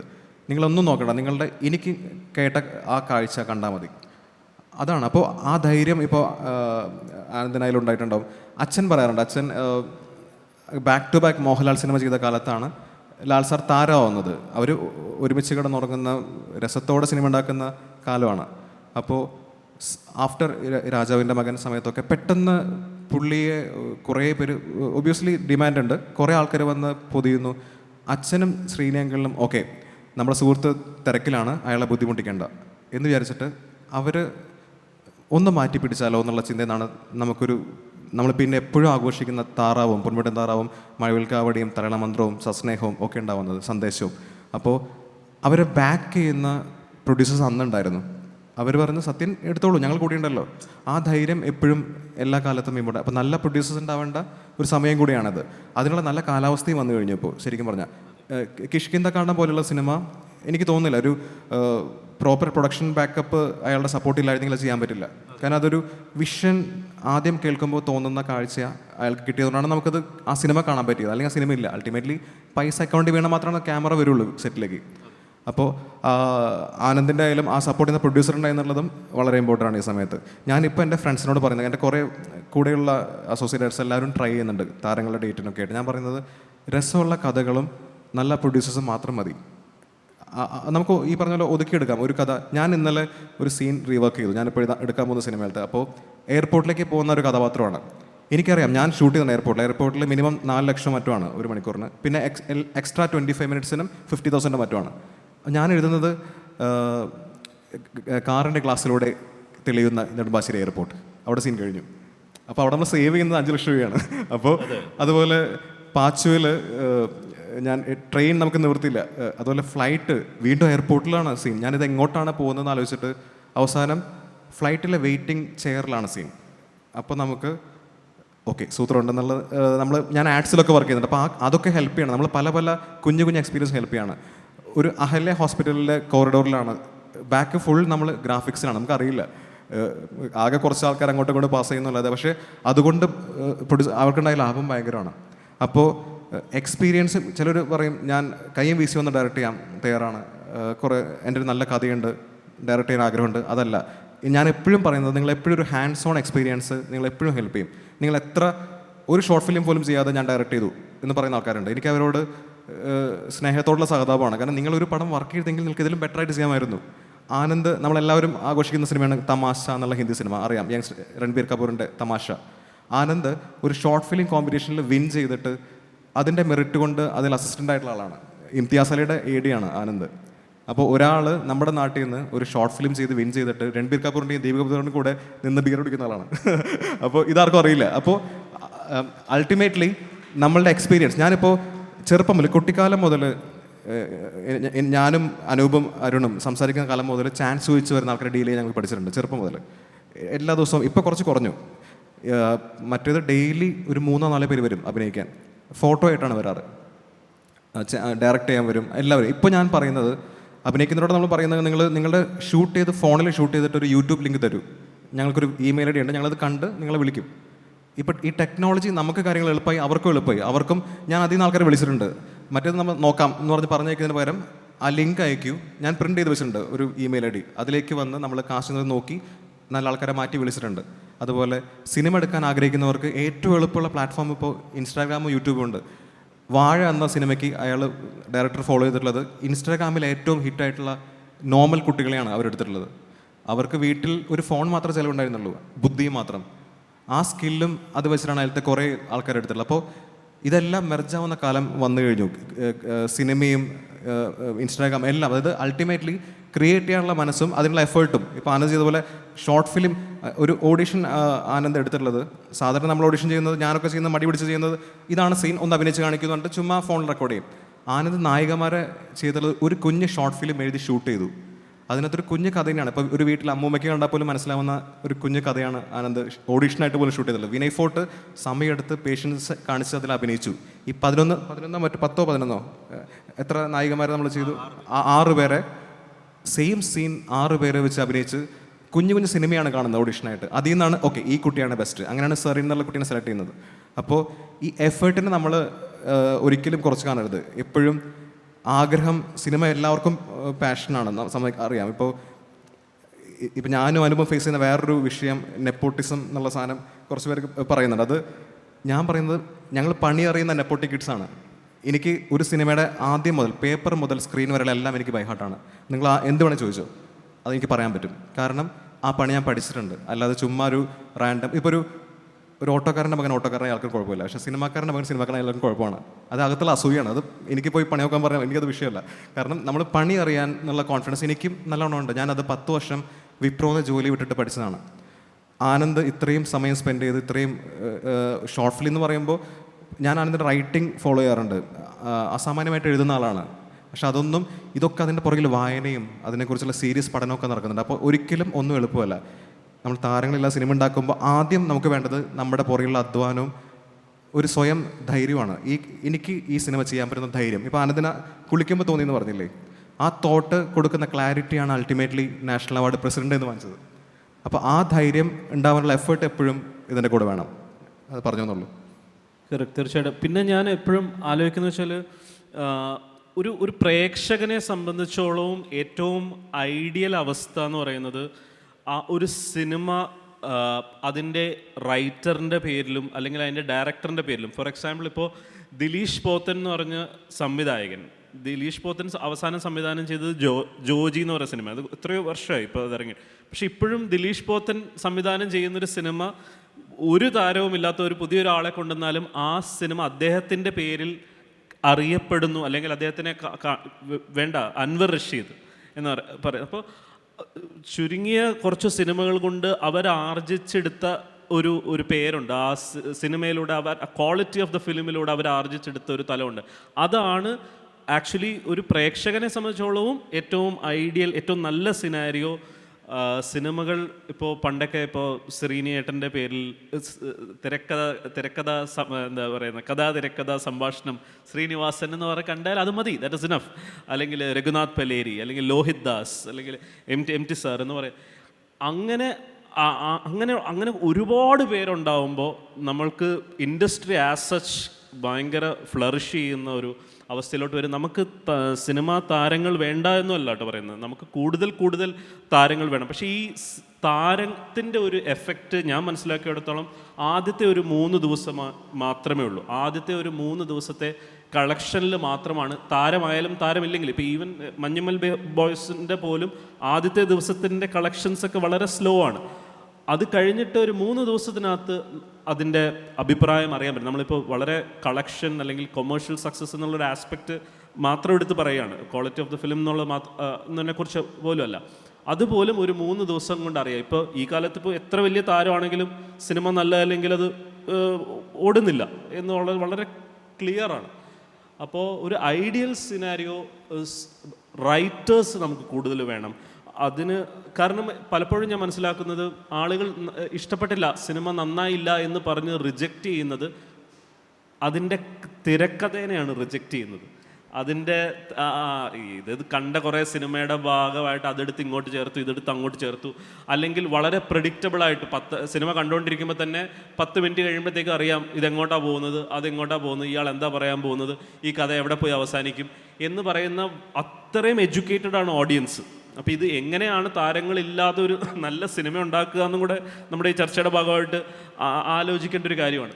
ഇത് വളരെ പ്രെഡിക്റ്റബിളായിട്ട് പോകുന്ന ഈ തിരക്കഥകളെയാണ് ആളുകൾ റിജക്റ്റ് ചെയ്യുന്നത്. മറിച്ച് വളരെ ഗംഭീര സിനിമയായിരുന്നു, ഗംഭീര സിനിമ, അത് തിയേറ്ററിലും OTT-യിലും എല്ലാ സ്ഥലത്തും റിജക്റ്റ് ചെയ്തു എന്ന് പറയുന്ന സിനിമകൾ വളരെ മിനിമലാണ്, വളരെ മിനിമലാണ്. ഉണ്ട്, ഇല്ലെന്ന് ഞാൻ പറയുന്നില്ല, എന്നാലും അതിൻ്റെ ഒരു എണ്ണം വളരെ കുറവാണ്. അതുകൊണ്ട് മോർ റൈറ്റേഴ്സ് ഉണ്ടാവുക എന്ന് പറയുന്നതാണ് എനിക്ക് തോന്നുന്നത് ദ കോൾ ഓഫ് ദി അവർ. അതെ, വേറൊരു കാര്യം നോട്ട് ചെയ്യേണ്ടത്, താരങ്ങൾ ഇതോട് ചേർന്ന് ക്രോസ് ഓവർ സംഭവിക്കുന്നുണ്ട്. ഇപ്പോൾ കുമ്പളങ്ങി നൈറ്റ്സ് എന്ന സിനിമ താര സിനിമയല്ല, പക്ഷെ അതിൽ ഫഹദ് ഫാസിൽ ഒരു ക്യാരക്ടറായിട്ട് അതിനകത്തുണ്ട്. ഭ്രമയുഗം എന്നുള്ള സിനിമയിൽ മമ്മൂട്ടിക്ക് അപ്പുറത്ത് പുള്ളി കൊളാബറേറ്റ് ചെയ്യുന്ന ഇൻട്രസ്റ്റിംഗ് കഴിഞ്ഞ വർഷം മുതലുണ്ടായ ഒരു പ്രതിഭാസമാണ്. ഇപ്പോൾ മോഹൻലാൽ തരുൺമൂർത്തിയായിട്ട് വർക്ക് ചെയ്യുന്നു. അപ്പോൾ സിനിമകളും താരങ്ങളും മിക്സ് ആവുന്നൊരു പ്രതിഭാസം കൂടി, ഒരു ക്രോസ് ഓവർ സംഭവിക്കുന്നുണ്ട്. അത് കഴിഞ്ഞ വർഷം മുതലാണ് അതിൻ്റെ സ്റ്റാർട്ടിങ് എനിക്ക് തോന്നുന്നു. കുറേ നാൾ ശേഷം മലയാള സിനിമയ്ക്കൊരു എക്സ്പെരിമെൻറ്റ് ചെയ്ത് തുടങ്ങി, താരങ്ങൾ പോലും എക്സ്പെരിമെൻറ്റ് ചെയ്ത് തുടങ്ങി. അപ്പോൾ അതെല്ലാം അൾട്ടിമേറ്റ്ലി നല്ല കണ്ടന്റുകൾ ഉണ്ടാവുകയാണെങ്കിൽ ഇതെല്ലാം ഒരു മനോഹരമായ മിക്സ് സംഭവിക്കാവുന്നൊരു പാറ്റേൺ കൂടി കാണുന്നുണ്ട് ഇപ്പോൾ ഉണ്ട്. അത് ഈ പറഞ്ഞ പോലെ എക്സെപ്ഷണലായിട്ടുള്ള ചില താരങ്ങളാണ് കേട്ടോ അതിനൊക്കെ സഹകരിക്കുന്നത്. ഈ പറഞ്ഞ ഇതിൻ്റെ ഈ വലിയൊരു പ്രശ്നം താരങ്ങളുടെ സിനിമ എന്ന് പറയുമ്പോൾ ഈ താരത്തിന് അദ്ദേഹത്തിൻ്റെ എന്താ പറയുന്നത് താരത്വം എന്നൊരു വാക്കുണ്ടെന്ന് എനിക്കറിയില്ല, അതല്ല എൻ്റെ ഒരു സ്റ്റാർഡം, ഈ സ്റ്റാർഡം നിലനിർത്തുന്ന ഒരു സ്ക്രിപ്റ്റ് ആയിരിക്കുമല്ലോ അദ്ദേഹം സെലക്ട് ചെയ്യുന്നത്. അപ്പോൾ അത് ഒരു കൊമേഴ്ഷ്യൽ ഹിറ്റ് എന്ന് പറയുന്ന എപ്പോഴും ആളുകൾ ഇല്ലെങ്കിലും ഒരു ചേരുവ ഉണ്ടാക്കുന്ന കുറേ കാര്യങ്ങളുണ്ട്. അപ്പോൾ ആ മാസ് എലമെൻറ്റ്സ് എല്ലാം കൂടെ ചേർന്ന് വന്ന് അവിടെ ഒരു ഫൈറ്റ് ഇങ്ങനൊരു നേരത്തെ സംസാരിച്ചുകൊണ്ടിരിക്കുകയെന്നല്ലോ, കുറേ ഹൈ പോയിൻറ്റ്സ് ഉണ്ടാവുന്ന സിനിമകൾ ഇവർ സെലക്ട് ചെയ്ത് വരുമ്പോഴത്തേക്കും അവസാനം ഈ താരങ്ങളുടെ സിനിമയ്ക്കെല്ലാം ഒരേ സ്വഭാവമായിരിക്കും. അപ്പോൾ ഈ cinema at the end of the day ആ സിനിമ ആസ് സച്ച് വളരെ ഒരു മൂല്യം കുറഞ്ഞ ഒരു കമ്മോഡിറ്റി ആയിട്ട് മാറും. കാരണം ഫൈനലി ഇവരുടെ ഒരു എസ്സിലാണ് ആ സിനിമ നിൽക്കുന്നത്, ഇവരാണ് അതിനെ ഗ്രീൻ ലൈറ്റ് ചെയ്യുന്നത് എന്ന് പറയുന്നത്. പക്ഷേ അവർക്ക് അവരുടേതായ പ്രഷേഴ്സ് ഉണ്ട്, അവർക്ക് അവരുടെ സ്റ്റാർഡം നിലനിർത്തണം. അവർക്ക് ഇപ്പോൾ വേറൊരു ആക്ടറിൻ്റെ ഒരു പടം 100 കോടി കളക്ട് ചെയ്ത് കഴിഞ്ഞാൽ കൂടെയുള്ള ഒരാളുടെ ഒരു സ്റ്റാറിൻ്റെ 100 കോടി കളക്ട് ചെയ്താൽ അവർക്ക് 150 കോടി 200 കോടിയുടെ പടം ഉണ്ടാക്കണം. അപ്പോൾ 200 കോടി അല്ലെങ്കിൽ 100 കോടി ഒരു പടം തിയേറ്ററിൽ കളക്ട് ചെയ്യണമെങ്കിൽ അത്രയും ആളുകൾ അതിലേക്ക് കയറണം. അപ്പോൾ അത്രയും മാസിനെ കയറ്റണമെങ്കിൽ ആ സിനിമ എങ്ങനെ ആയിരിക്കണമെന്നുള്ളതിന് വളരെ പരിമിതമായ സാധ്യതകളേ ഉള്ളൂ. ഞാനൊരു നെറ്റ്ഫ്ലിക്സിലെ മീറ്റിംഗ് അറ്റൻഡ് ചെയ്തപ്പോൾ അതിലത്തെ ഒരു സ്ത്രീ പറഞ്ഞൊരു വളരെ വാലിഡ് പോയിൻ്റാണ്. ബാഹുബലി മുതൽ നമ്മൾ കാണുന്നല്ലോ തിയേറ്റർ ഫീൽ തരുന്ന സിനിമകൾ, പുള്ളിക്കാരി പറഞ്ഞത് 8 വയസ്സുള്ള കുട്ടിക്ക് ഇഷ്ടമാവുന്ന സിനിമ ഉണ്ടാക്കിയാൽ മതി. 8 വയസ്സുള്ള കുട്ടി അത്യാവശ്യം ബുദ്ധിയുണ്ട്, അത്യാവശ്യം എൻജോയ് ചെയ്യാൻ പറ്റും. എന്നാൽ മാത്രമാണ് നമുക്ക് ബീഹാറിലും മധ്യപ്രദേശിലും കേരളത്തിലും ഡൽഹിയിലും ബോംബെയിലും സിനിമ ഹിറ്റാവുള്ളൂ. അല്ലാത്തതെല്ലാം ഒതുങ്ങി പോകുന്നു. അപ്പോൾ തെലുങ്കിലൊക്കെ സംഭവിക്കുന്നത് ഇപ്പോൾ അതാണ്. അതായത് എല്ലാ ഭാഷയിലും ഡബ് ചെയ്ത് നമ്മൾ കാണുമല്ലോ. അപ്പോൾ ജോലിക്ക് വരുന്ന പുറത്തുള്ള തൊഴിലാളികൾ ഫോണിൽ കാണുന്നതെല്ലാം നോക്കുകയാണെങ്കിൽ ചിലപ്പോൾ മലയാള സിനിമയുടെ ഹിന്ദി ആയിരിക്കും കാണുന്നത്, ഡബ്ബിംഗ് ആണ് അവർ കാണുന്നത്. അപ്പോൾ ആ മാസ് അപ്പീൽ എന്നുള്ള സാധനമാണ് ഇപ്പോൾ ഈ ഫിഗേഴ്സായിട്ട് ഡ്രൈവ് ചെയ്യുന്നത്. 100 കോടി 200 കോടി. അപ്പോൾ നമുക്കൊരു കുഞ്ഞ് വിഷമമുള്ളത് ഒരേ പാറ്റേണിൽ കുറേ സാധനങ്ങൾ വരുന്നു എന്നുള്ളൊരു സങ്കടമുള്ള റിയാലിറ്റിയാണത്. നമ്മുടെ താരങ്ങൾക്കും അതിനകത്ത് ഒരു ആഗ്രഹമുണ്ട്. കാരണം അവർ അൾട്ടിമേറ്റ്ലി അവരുടെ ഒരു മണി വാല്യൂ കയറുന്നതും ഇവർക്കത് നെഗ്ലക്റ്റ് ചെയ്യാൻ പറ്റില്ല. അപ്പോൾ ആ സമയത്താണ് നമുക്ക് തോന്നുന്നത് ഇവരൊന്നും ബുദ്ധിമുട്ടിക്കാതെ രസമുള്ള സിനിമ ഉണ്ടാക്കിയാലോ എന്ന് പോലും തോന്നുന്നത്. അതിൽ നിന്നാണ് കിഷ്കിന്ദ കാണ്ഡവും ആട്ടവും ഒക്കെ ഉണ്ടാവുന്നത്. അപ്പോൾ ഒരു ഇരുതല വാളാണ് അപ്പോൾ നോക്കുക അങ്ങനെയാണെങ്കിൽ. അല്ല, അത് ഫിലിം മേക്കേഴ്സ്, എനിക്ക് തോന്നിയേക്കുന്ന ഫിലിം മേക്കേഴ്സ് അതിൻ്റെ ഒരു റെസ്പോൺസിബിലിറ്റി ഏറ്റെടുക്കണം. ഒരു ഡയറക്ടർക്ക് തോന്നുകയാണ് അയാൾക്ക് ഒരു താരമില്ലാതെ അയാൾക്കൊരു സിനിമ ചെയ്യാൻ പറ്റില്ല എന്ന് പറഞ്ഞാൽ പിന്നെ അയാൾ സിനിമ എന്ന് പറഞ്ഞ പരിപാടി ചെയ്യരുത്. ഒരു താരത്തെ വെച്ചൊരു സിനിമ ചെയ്യുന്നതിൽ യാതൊരു തെറ്റുമില്ല, മനോഹരമായിട്ട്. ഇപ്പം നാളെ എനിക്കൊരു അവസരം കിട്ടിക്കഴിഞ്ഞാൽ എനിക്ക് ആ താരം എന്നുള്ളതിനപ്പുറത്തോട്ട് എൻ്റെ ഇൻട്രസ്റ്റ് ആ ആക്ടർ എന്നുള്ള അയാൾ പലപ്പോഴും ഒരു താരം, മലയാളത്തിൽ പ്രത്യേകിച്ച് ഒരു താരമാവണമെങ്കിൽ അദ്ദേഹത്തിൻ്റെ ഒരു അഭിനയ പ്രാവീണ്യം എന്തായാലും ഉണ്ടാവും. അപ്പോൾ അതോടൊപ്പം പറയേണ്ടത് മമ്മൂട്ടി മോഹൻലാൽ എന്ന താരങ്ങൾ, ഈ 2 താരങ്ങൾ നമുക്ക് അപ്രീഷിയേറ്റ് ചെയ്യേണ്ട ഒരു കാര്യം എന്നുള്ളത് ഇപ്പോഴും ഇവർ വർക്ക് ചെയ്യുന്നത് 80s-ലെയും 90s-ലെയും പ്രൊഫഷണലിസം വെച്ചിട്ടാണ്. കറക്റ്റ് സമയത്ത് വരുന്നു, സിനിമകൾ സമയത്ത് തീരുന്നു. അതേ ഒരു അർപ്പണബോധം അതവരങ്ങനെ, ഇതാണ് ഞാൻ നോക്കുന്നത്. 40 വർഷമായിട്ട് ഇവരെ എങ്ങനെ നിൽക്കുന്നു എന്നുള്ള എൻ്റെ ടാലൻ്റ് ഉണ്ട്. ഇവരിപ്പോഴും കാണിക്കുന്ന കമ്മിറ്റ്മെൻറ്റ് പുതിയ തലമുറയിൽ പലർക്കും അതില്ല. പലരും ബി ഇൻ ദ ഫ്ലോ, നമുക്ക് നോക്കാം എന്ന അലസമായൊരു വാക്കിൽ കോടികളാണ് പോകുന്നത്. ഒരു 200 പേര് വെയിറ്റ് ചെയ്ത് നിൽക്കുന്ന ഒരു ഓഡിറ്റോറിയം ഷൂട്ട് ചെയ്യാണ്. 200 പേർക്ക് പെർ ഡേ ചിലവ് ആലോചിക്കണം. അത്രയും വണ്ടി പാർക്ക് ചെയ്യാനുള്ള സ്ഥലം ആലോചിച്ച് നോക്കൂ. അങ്ങനെ നിൽക്കുന്ന സമയത്ത് ഇന്ന് മൂടില്ല, നാളെ ചെയ്യാം എന്നൊരൊറ്റ വാക്കിൽ പ്രൊഡ്യൂസർക്ക് പോകുന്ന പൈസ. എനിക്ക് ഓർമ്മയുണ്ട്, അച്ഛൻ പറഞ്ഞ ഒരു വാക്കാണ്. അച്ഛൻ ലാൽ സാറായിട്ട് ഒരു കാഷ്വലി സംസാരിക്കുമ്പോൾ ഒരു കഥ പറയാണ്. അപ്പോൾ ഈവനിങ് ആയി, 5 മണിയോ മറ്റുമായി. മോഹൻലാൽ സാറ് പുറത്തോട്ട് നോക്കാണ്. ഈ സമയത്ത് സൂര്യൻ ഉണ്ടല്ലേ, ഞങ്ങൾക്കൊരു ഷോട്ട് ഇപ്പോൾ ഷൂട്ട് ചെയ്യുന്ന പടത്തിനൊരു ഷോട്ട് പറഞ്ഞിരുന്നു. അന്ന് മൊബൈലില്ല. പുള്ളി ഉടനെ ലാൻഡ് ഫോൺ വിളിച്ചിട്ട് ഞാൻ വന്നാൽ അതെടുക്കാൻ പറ്റുമോ, സൂര്യൻ നല്ല ഭംഗിയുണ്ട്. അവിടെ നിന്ന് പുള്ളി കാറെടുത്ത് പോവാണ്. ഇത് കമ്മിറ്റ്മെൻ്റാണ്. ഇപ്പോഴും പുള്ളി കമ്മിറ്റ്മെൻ്റാണ്. ഇന്ന് രാവിലെ ഞാൻ ഞെട്ടിപ്പോയി. അച്ഛൻ്റെ സിനിമ 26-ാം തീയതി ഷൂട്ട് ചെയ്യാണ്, മോഹൻലാലിൻ്റെ ഹൃദയപൂർവ്വം എന്നുള്ള സിനിമ, ഹൃദയപൂർവ്വം എന്നുള്ള സിനിമ. ഇന്ന് വിളിച്ചിട്ട് ചോദിക്കുകയാണ്, എന്നെയാണ് വിളിച്ചത്, ഒരു കോസ്റ്റ്യൂമറിൻ്റെ നമ്പർ തരാം, ഞാനിടുന്ന ഡ്രസ്സൊക്കെ നോക്കണ്ടേ, ഇത്ര ദിവസമല്ലേ ഉള്ളൂ. എനിക്ക് അത്ഭുതമാണ്. കാരണം ഇത്രയും താരം, ഇത്രയും ഒരു കൊതിക്കുന്നൊരു മനുഷ്യൻ ഇങ്ങനെ കുഞ്ഞു കാര്യങ്ങളിൽ പോലും റെസ്പെക്റ്റ് ചെയ്യുന്നു. പ്രൊഡ്യൂസറെ റെസ്പെക്റ്റ് ചെയ്യുന്നു, സിനിമയെ റെസ്പെക്റ്റ് ചെയ്യുന്നു, നമ്മുടെ സമയം റെസ്പെക്റ്റ് ചെയ്യുന്നു. സമയം റെസ്പെക്റ്റ് ചെയ്യുക എന്നുള്ള ഫാക്ടറാണ് പല താരങ്ങൾക്കും ഇപ്പോൾ ഇല്ലാത്തത്. പുതിയ തലമുറയിൽ അവരുടെ ഇഷ്യൂ നമുക്കറിയില്ല. കാരണം ഇപ്പോൾ പണ്ടത്തെ പോലെയല്ല. ആൾക്കാർക്ക് പല സ്ട്രെസ്സും അവർക്കുള്ള പേഴ്സണൽ ഫ്രീഡം അവർക്ക് ഇമ്പോർട്ടൻ്റ് ആയിരിക്കാം, ഒരു മെൻ്റൽ സ്പേസ്. പക്ഷേ മറ്റുള്ളവരുടെ സമയം റെസ്പെക്റ്റ് ചെയ്യുക എന്നുള്ള ബേസിക് കാര്യം ചെയ്താൽ തന്നെ വലിയൊരു സിനിമ രക്ഷപ്പെടുമെന്ന് എനിക്ക് തോന്നിയിട്ടുണ്ട്. ഞാനപ്പോൾ ഈ പല താരങ്ങളുടെയും കഥകൾ എങ്ങനെയാണെന്നൊക്കെ ഞാൻ അറിയുന്നത് മുഴുവൻ അഖിൽ വഴിയാണ്.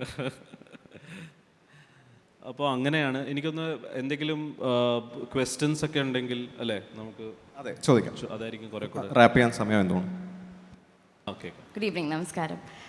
രണ്ടുപേരുടെയും സിനിമകളുടെ ഭയങ്കര വലിയ ഫാനാണ് ഞാൻ. സോ രണ്ടുപേരും ഒരുമിച്ച് കിട്ടിയതിൽ ഭയങ്കര അധികം സന്തോഷം. എനിക്ക് ചോദിക്കാനുള്ളത്, നമ്മൾ ഓഫ് കോഴ്സ് താരങ്ങളില്ലാതെയും തിളങ്ങുന്ന മലയാള സിനിമ എന്ന് പറയുമ്പോൾ തീർച്ചയായിട്ടും ഇപ്പോൾ ഒരുപാട് പുതിയ ആക്ടേഴ്സിനെ നമുക്ക് സ്ക്രീനിൽ കാണാൻ പറ്റുന്നുണ്ട്. ഇപ്പം ക്യാരക്ടർ റോൾസ് ആയാൽ പോലും ഒരു കാലഘട്ടത്തിൽ ഇപ്പം KPS ലളിത, നെടുമുടി വേണു എന്നവരുടെയൊക്കെ ഒരു മൊണോപ്പൊളിയിൽ നിന്ന് മാറി ഒരുപാട് പുതിയ ഫേസസിനെ നമുക്കിപ്പം കാണാൻ പറ്റുന്നുണ്ട്. തീർച്ചയായിട്ടും നല്ലൊരു കാര്യം തന്നെയാണ്. പക്ഷെ അതിൻ്റെ ഒരു ഫ്ലിപ്പ് സൈഡ് നോക്കുമ്പോഴും ഈ ലോഞ്ചവിറ്റി എന്നുള്ളൊരു പ്രശ്നം അവിടെ ഉണ്ട്. അതായത് വളരെ നല്ല അഭിനേതാക്കളായിരിക്കാം, സ്വാഭാവിക അഭിനയം വളരെ നല്ലതായിരിക്കാം, എന്നാൽ പോലും ഒരു 1-2 സിനിമകൾക്കപ്പുറം ഇവരെ നമുക്കധികം കാണാൻ കിട്ടുന്നില്ല. അത് ഈ പറഞ്ഞ പോലെ താരമൂല്യം, മാർക്കറ്റ് വാല്യൂ എന്ന് പറയുന്ന ഫാക്ടേഴ്സിൻ്റെ ഒരു കാരണം കൊണ്ടായിരിക്കാം.